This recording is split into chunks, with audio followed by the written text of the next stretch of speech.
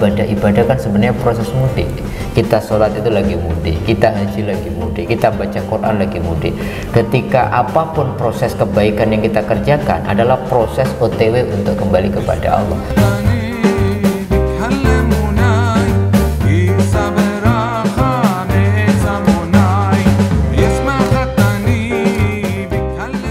Assalamualaikum warahmatullahi wabarakatuh. Kita berjumpa kembali di channel Tauhid Cinta. Kali ini kita akan membahas mengenai tradisi mudik dan lebaran jelang Idul Fitri. Ya, innalillahi wa inna ilaihi raji'un. Biasanya kalimat itu menggema di masjid atau musola untuk mengumumkan kematian seorang. Tapi sebenarnya kalimat itu atau ayat itu sangat dahsyat maknanya. Ya, tradisi mudik itu bisa kita sarikan atau bisa perluas pembahasannya dari ayat ini, innalillahi wa inna ilaihi rajiun, karena kita berasal darinya dan akan kembali kepadanya. Ya, kita tahu bahwa kita selalu punya kerinduan untuk pulang, ya khususnya ketika kita misalkan di luar kota atau di luar rumah gitu, ada kerinduan kita untuk pulang ke rumah. Ya, bahkan di masa Ramadan ini jelang Idul Fitri, banyak orang ingin mudik, ingin pulang ke kampung halamannya, ada kerinduan merasakan kembali kampung asalnya atau hakikat dirinya gitu di waktu itu. Nah, kita akan membahas tradisi mudik ini dengan Ustadz Mukhlisin. Beliau adalah pembina di channel Tauhid Cinta dan juga dosen di Institut Ilmu Al-Quran. Assalamualaikum Ustaz. Waalaikumsalam warahmatullahi wabarakatuh. Mudik Ustaz tahun ini? Insya Allah Bab. Sudah 2 kali puasa, 2 kali lebaran ini gara-gara COVID. Setahun lagi jadi Bang Toyib. Jadi memang selain saya memang masih punya ayah, walaupun ibu sudah 2017 tidak ada. Saudara saya itu semuanya di kampung, jadi cuman saya yang merantau. Jadi sebelum dicap sebagai Bang Toyib, insya Allah mudik nih tahun ini. Nah, apa sih makna mudik ini? Ini kan mudik metafora ya, ada kerinduan terhadap asal, ada kerinduan terhadap kampung halaman gitu ya. Dan Idul Fitri juga kita merayakan, kita kembali kepada kemanusiaan kita, kepada fitrah kita sebagai manusia. Ya, walaupun mudik itu tradisi khas Nusantara ya, tradisi khas Indonesia gitu. Jangan dianggap bid'ah ini mudik ya, walaupun tradisi Nusantara, tetapi ini sebagai sebuah fenomena budaya yang sebenarnya syarat makna gitu ya.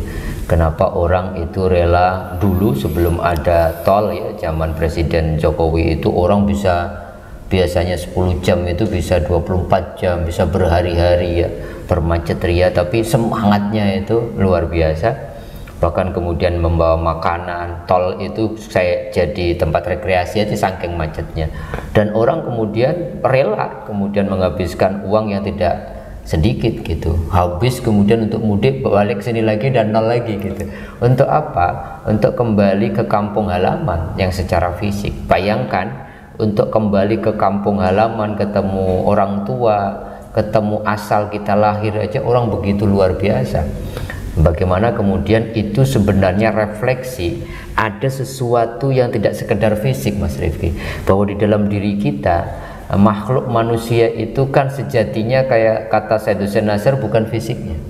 Fisiknya kan dari tanah kembali ke tanah, tetapi makhluk manusia ini sejatinya adalah rohaninya. Lah, rohani manusia itu rindu terus, rindu untuk kembali ke sang asal, sebagaimana Syarif kita disampaikan surat Al-Baqarah 155 itu, yaitu innalillahi wa inna ilaihi rajiun, bahwa kita ini semua berasal dari Allah, dan saat yang paling membahagiakan yang ditunggu-tunggu adalah kembali kepada Allah. Maka mudik itu refleksi gitu ya, dari sesuatu yang tidak sekedar pulang ke kampung halaman fisik, tetapi pulang ke sang asal, yaitu kepada Allah Subhanahu wa Ta'ala. Oleh karenanya saya kira ini tradisi yang baik, tetapi kemudian jangan dimaknai sekedar pulang kampung, tapi maknailah seperti apa yang dikatakan oleh Maulana Jalaluddin Rumi dalam Masnawinya kalau kita tidak segera mendengarkan suara keinginan kerinduan mudik itu seperti seruling bambu yang terus mengeluarkan tangisannya karena tercerabut dari rumpun bambunya.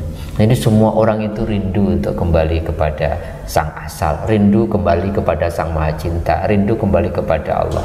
Bahwa mudik itu hanya refleksi fisik saja, tetapi kalau bisa setelah mudik atau waktu kita mudik itu refleksi kembali kepada kampung halaman itu juga harus dilanjutkan kepada sesungguhnya ada kerinduan yang lebih hakiki, ada panggilan kerinduan, bahkan ada tangisan nurani kita untuk kembali kepada Allah. Maka Idul Fitri menjadi penting di situ. Bagaimana kita kembali kepada kesucian diri kita, yang kesucian itu apa? Dekat sama Allah, pengen dekat sama Allah, pengen pulang kepada Allah. Maka ibadah-ibadah kan sebenarnya proses mudik. Kita sholat itu lagi mudik, kita haji lagi mudik, kita baca Quran lagi mudik.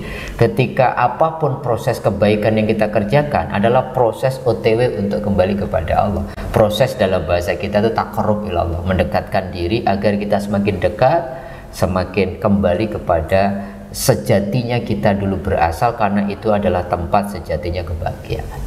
Tapi kalau dilihat perbedaannya antara mudik dengan kembali ke asal tadi ya, kembali mungkin kematian gitu ya.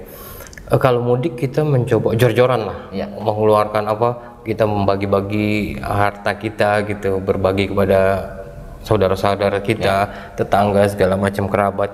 Tapi ketika kita kembali ke asal gitu, atau katakanlah meninggal gitu, kita merasa malah melekat harta itu gitu. Ada kemelekatan, kita nggak mau karena kecintaan kita pada harta, pada keluarga, pada kita nggak mau kembali. Kerinduan itu berbeda gitu. Ketika misalkan di mudik kita jor-joran gitu ya, mencoba berbagi kepada sesama. Tapi ketika kita mau kembali kepada Allah, kita merasa ya nggak boleh lah, ya masih cinta pada dunia gitu, ngapain kembali dulu.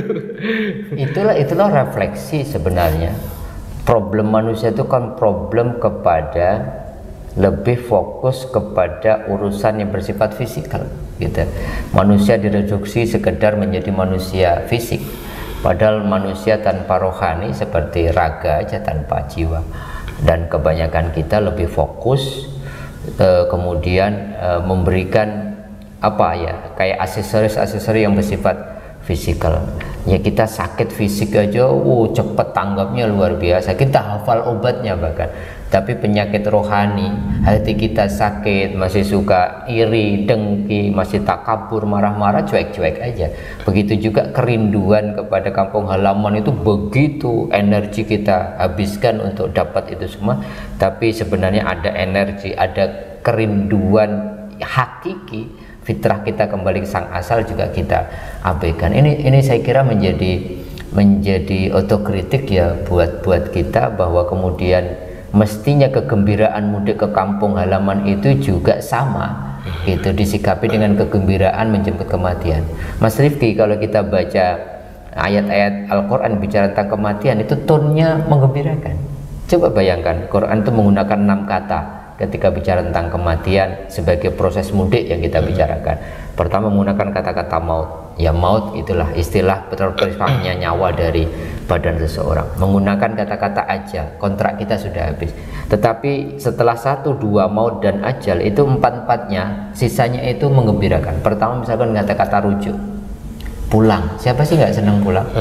Gitu. Menggunakan kata-kata wafat, sempurna. Siapa yang nggak pengen sempurna? Menggunakan kata-kata liqa, bertemu. Pertemuan itu kan selalu menggembirakan. Dan yang keempat menggunakan kata-kata imsak, menggunakan ketika kita kemudian ditahan oleh Allah bersama Allah. Jadi mestinya kita rubah. Jadi perspektif ketika kita membicarakan kematian, ternyata Al-Quran menggunakan perspektif sesuatu yang menyenangkan, sesuatu yang menggembirakan, seperti mudiknya seseorang ke kampung halaman itu. Cuman memang kan godaannya ketika proses kembali itu ada namanya 2 ruh. Yang pertama, manusia itu diberikan ruh. Ruh itu kayak kekuatan. Yang pertama ruh idhofi. Ruh idhofi itu ruh yang kemudian ditiupkan Allah ke dalam jasad kita, yang situlah yang selalu punya ajakan untuk kembali mudik ke sang asal itu. Tapi yang kedua ada namanya ruh hayati. Ruh hayati itu ruh yang kemudian pengennya, karakternya itu pengen tidak mau pulang. Yang satu pengen pulang, yang satu nggak mau pulang. Yang satu pengen cepat-cepat kembali kepada Sang Maha Cinta karena itu saat pertemuan yang paling indah. Rumi kan mengatakan begini, kenapa kematian itu saat indah? Karena kematian itu saat pertemuan seorang kekasih dengan kekasihnya. Tetapi gara-gara roh hayati yang selalu kemudian terhijab oleh fisik, maka kemudian condong kepada maunya kekal abadi. Itulah tawaran yuwaswisu yang diwaswasi atau yang dibisikkan oleh iblis kepada Nabi Adam gitu ya. Apakah kamu nggak pengen gitu ala titaratin kepada pohon khuldi mungkin la tabla, mau nggak kamu kepada pohon keabadian dan kemudian kekuasaan yang tidak pernah ada hancurnya. Maka tadi problem kita untuk tidak bisa mudik secara hakiki adalah problem kemelekatan, hubbud dunya, yang membuat kita kok berat ya untuk mudik dalam konteks mengembalikan seluruh prosesi kehidupan kita itu inna sholati wa nusuki wa mahya. Jadi semuanya sebenarnya, jadi kalau boleh dikatakan Mas Rifki, semua aktivitas kita itu sebenarnya proses mudik, mudik yang sejati kepada Allah. Tetapi proses mudik ini sering kali terganggu gara-gara kemelekatan kita kepada dunia, sehingga kemudian Rasulullah mengatakan hubbud dunya wasyaraf mudhibud dini rijal. Kemelekatan pada dunia dan kekuasaan itu akan mengikis agama seseorang semakin hari semakin tipis. Kalau agamanya menipis berarti apa? Proses untuk menyambut, bergembira, berikhtiar secara maksimal untuk mudik secara hakiki pasti juga menurun gitu. Itu godaannya saya kira gitu. Nah ini apa ya, mungkin saran Ustadz nih untuk para pemudik ya kan sekarang ada syarat booster gitu segala macam. Jadi kadang-kadang nih umat orang Indonesia nggak memikirkan kesehatan, tapi bagaimana bisa masuk mall dan bagaimana bisa mudik gitu ya, untuk vaksin 1, 2, 3 dan booster gitu ya, lebih mementingkan masuk ke mall dan mudik gitu dibanding perspektif kesehatannya gitu. Ya saya kira pertama, mudik sebagai sebuah perayaan kemenangan sebulan penuh Ramadan penting. Mudik sebagai kita maknai sebagai kita pulang kembali kepada tempat kelahiran kita. Kalau masih punya orang tua, kemudian silaturahim dengan orang tua kita juga penting ya.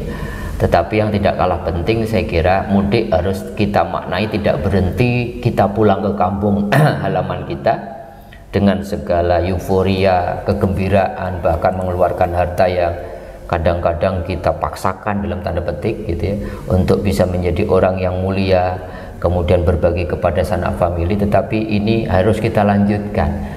Bukan tidak boleh mudik, tapi jangan berhenti menjadi kita pengen mudik kepada kampung halaman, tetapi suara keinginan mudik yang mungkin bukan hanya 2 kali lebaran, 2 kali puasa, mungkin dari kita baru lahir ke rahim ibu itu pengen kembali. Karena kalau orang lahir itu berarti kemudian ke dunia, dan kembali itu menjadi sesuatu yang niscaya. Ayo kita lanjutkan mudik kita, tidak sekedar fisik, tidak sekedar ke kampung halaman kita, tetapi mudik kepada sang asal kita, kepada Allah, tentunya dengan persiapan tidak lagi fisikal. Persiapannya pasti persiapan amal soleh. Bekal terbaik mudik apa? Kata Rasulullah, watazawwadu, kata Al-Quran, watazawwadu fa inna khairaz zadi taqwa. Bekal terbaik mudik bukan uang 100-an ribu, 50 ribu, 20 ribu yang baru, tetapi bekalnya adalah ketakwaan. Tetapi di dalam konteks COVID-19 saya kira kita juga harus mengingatkan, saling mengingatkan bahwa hifdzun nafs, menjaga jiwa kita masih penting. Kita belum masuk era endemi, masih pandemi. Oleh karenanya ayo dijaga. Mudik boleh, apalagi ini antusiasmenya luar biasa. Ada pergerakan kurang lebih 80 juta orang diperkirakan oleh pemerintah. Maka antisipasinya kita disuruh untuk vaksin. Yang sudah vaksin 2 syaratnya harus booster, kalau belum harus pakai antigen dan sebagainya. Intinya apa? Pemerintah ingin menjaga, memastikan bahwa tradisi baik mudik untuk kembali bersilaturahmi itu juga penting, tetapi menjaga kesehatan juga lebih penting. Dan yang lebih penting dan lebih hakiki lagi adalah semua orang yang mudik, kita berharap bukan sekedar mudik fisik, tetapi keinginan, jeritan, tangisan rohani kita untuk mudik, untuk dekat sama Allah juga kita harus dengarkan dan diberikan ruang, yang luas dengan apa? Berbagai macam amal soleh dan ibadah-ibadah sosial lainnya. Oke, terima kasih, luar biasa Ustadz ya. Semoga kita diberikan keselamatan dan sampai tujuan bagi yang para mudik ya. Mudik adalah proses simbolik bahwa kita akan pulang ke asal kita, yaitu menuju kematian. Nah, bagaimana mudik itu kita rayakan dengan gembira sebagaimana kita menuju ke kematian. Jadi mari sama-sama jadikan mudik itu pelajaran bahwa kita juga bisa menuju kematian dengan riang gembira. Ya, semoga bermanfaat untuk kita semua. Mohon maaf atas segala kekurangan. Wabillahi taufiq wal hidayah. Wassalamualaikum warahmatullahi wabarakatuh.